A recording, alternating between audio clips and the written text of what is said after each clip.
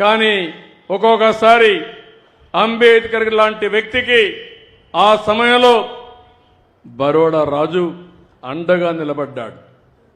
చదువుకోవడానికి 12 రూపాయలు ఇస్తే బాంబేలో చదువుకున్నాడు.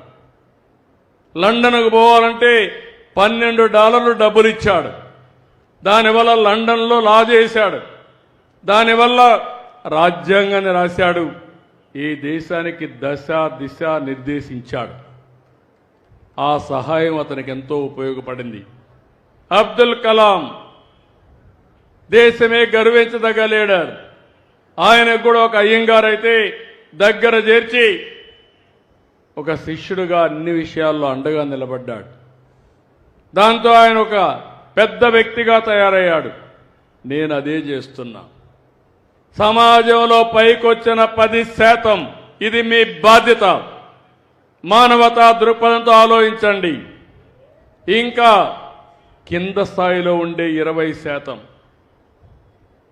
వాళ్ళకు మనం దత్తత తీసుకుందాం, బాధ్యత తీసుకుందాం, వాళ్ళకు అండగా ఉందాం.